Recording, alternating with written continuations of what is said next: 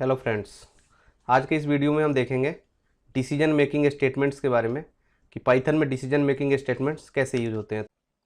इस वीडियो को लाइक करें। लेटेस्ट टेक्निकल वीडियोस देखने के लिए हमारे चैनल A2IT ऑनलाइन को सब्सक्राइब करें, बेल आइकन को दबाना ना भूलें। तो पाइथन में डिसीजन मेकिंग स्टेटमेंट के लिए जो हमारे पास है इफ़ एल्स है, तो इफ़, दूसरा तरीका है एलिफ और थर्ड वन इज एल्स। तीन है हमारे पास। तो जो इफ़ है इसको हम इंडिपेंडेंट कैटेगरी में रखते हैं,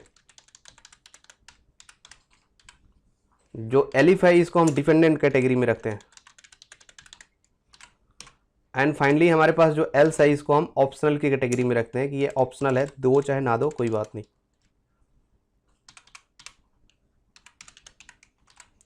ये कैसे इंडिपेंडेंट है, कैसे डिपेंडेंट है और कैसे ऑप्शनल है, इसके बारे में देखने के लिए हम एक प्रैक्टिकली एग्जांपल लेते हैं। a is equal to 10, b is equal to 15 and c is equal to 5। और उसके बाद मैं एक कंडीशन लगाता हूँ, if a less than b, तो डिस्प्ले होगा वेलकम। अगर ऐसा नहीं है तो दूसरा जो स्टेटमेंट है b लेस देन c का। डिसीजन मेकिंग स्टेटमेंट में बेसिकली हम यही बताने की कोशिश करते हैं कि हम कब डिसीजन ले सकते हैं और ये डिसीजन किस बेसिस पे लिया जाएगा। तो डिसीजन लेने के लिए हमारे पास कुछ कंडीशन होना जरूरी है जिसके बेस पे हम कोई डिसीजन लेंगे। तो प्रिंट पाइथन, देन हम एक तीसरा डिसीजन लेते हैं कि c ग्रेटर देन a हो जाए अगर, देन हम अगेन एक डिसीजन ले सकते हैं। क्या डिसीजन लेना है? ये स्टेटमेंट प्रिंट करनी है। स्टेटमेंट क्या है? जावा।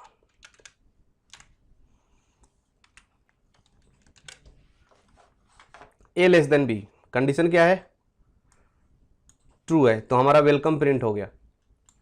b less than c, b greater then c अगर कर दे तो कंडीशन तो ये भी सही है, बट ये जो एलिफ है और ये भी एलिफ है, ये दोनों डिपेंड करेगा किस पे? इफ पे। जब इफ फॉल्स होगा तब जाके मेरा एलिफ चलेगा। इस केस में स्टेटमेंट मेरी a लेस देन b भी सही है, स्टेटमेंट मेरी b ग्रेटर देन c भी सही है, बट केवल चलेगा एक ही।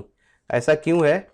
क्योंकि यहाँ पे ये इंडिपेंडेंट है। अगर मैं इसको इफ कर दूं तो ये भी इफ क्या हो गया? अब इंडिपेंडेंट हो गया। ये इफ भी इंडिपेंडेंट, ऊपर वाला भी इंडिपेंडेंट।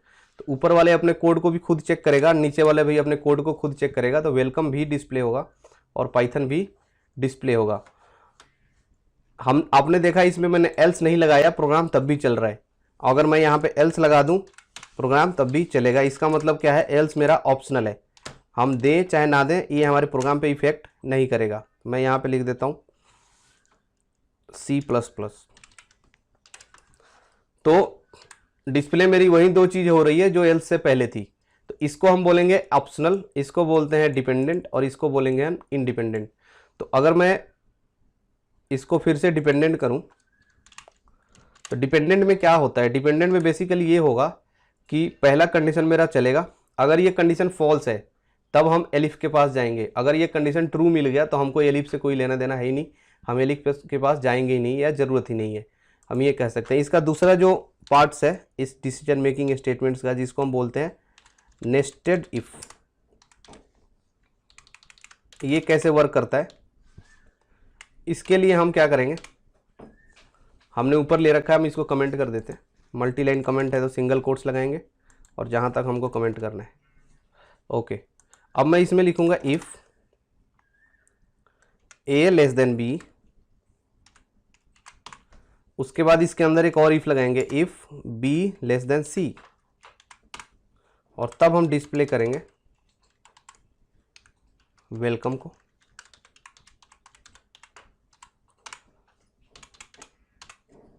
देन इसका एल्स पार्ट दे देते हैं कि एल्स पार्ट अगर इफ नहीं चलता है तो इसका एल्स पार्ट चल जाए, और एल्स पार्ट में हो गया हेलो।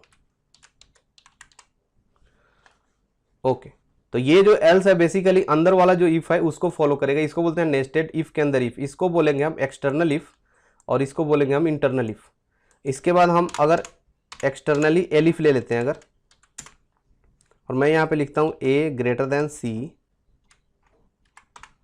और इसके अंदर दोबारा इफ लगाते हैं, if b greater than a then it will be print Python, and इसके एल्स पार्ट में अगर जाऊं मैं, इसके एल्स पार्ट में मैं डिस्प्ले कर दूंगा जावा। ओके, और यहाँ पे मैं एल्स नहीं लेता हूँ। तो देखिए a less than b, condition क्या है, ट्रू है। अंदर चले गए, अंदर गए तो क्या हो गया, b लेस देन c नहीं है, तो ये वेलकम प्रिंट नहीं करेगा, क्या प्रिंट करेगा, हेलो। क्यों, क्योंकि ये कंडीशन तो ट्रू है, तो हमारी कमांड अंदर एंट्री तो हो गई इफ़ के अंदर, बट पहला इफ़ चला ही नहीं, तो हमारा केवल हेलो डिस्प्ले होगा इन दिस केस। अगर मेरा ये कंडीशन फॉल्स हो जाए ऊपर वाला, तब ये अपने अल्टरनेटिव्स को देखेगा। इसका अल्टरनेटिव क्या है, नीचे है, एलिफ है, तो ये कंडीशन फॉल्स हो गई। अब a greater than c, condition क्या है, ट्रू है, तो इसके बाद ये अंदर आया तो उसको नया इफ मिला जो बोल रहा है b ग्रेटर देन a, बिल्कुल सही है, तो यहाँ पे क्या डिस्प्ले कर जाएगा, पाइथन। अगर ये कंडीशन फॉल्स हो जाए और मेरे पास एल्स ना हो, अगर एल्स है तब तो जावा डिस्प्ले कर देगा, अगर if you don't have any else then उस केस में क्या करेगा, ये कुछ भी डिस्प्ले नहीं करेगा, ये ऐसे कैसे रह गया। क्यों, क्योंकि अंदर एंट्री तो हो गई बट अंदर जाके कंडीशन उसको सही नहीं मिली, तो उस केस में हमारे पास ऑप्शन नहीं है कुछ भी डिस्प्ले करने का, इसलिए यहाँ पे डिस्प्ले। तो जो ये एल्स है ये देखना, आप देख रहे थे कोई एरर नहीं आ रहा, मतलब एल्स देने से या नहीं देने से मेरे प्रोग्राम पे कोई इफेक्ट नहीं पड़ रहा। बस यही है कि अगर मैं एल्स दे रहा हूँ, अगर कोई अल्टरनेटिव सही नहीं हुआ तो एल्स डिस्प्ले होगा, अदरवाइज एल्स मेरा डिस्प्ले नहीं होगा। This is nested if. तो आशा करता हूँ आपको ये वीडियो अच्छा लगा होगा। आज की वीडियो के लिए इतना ही रखते हैं, थैंक यू।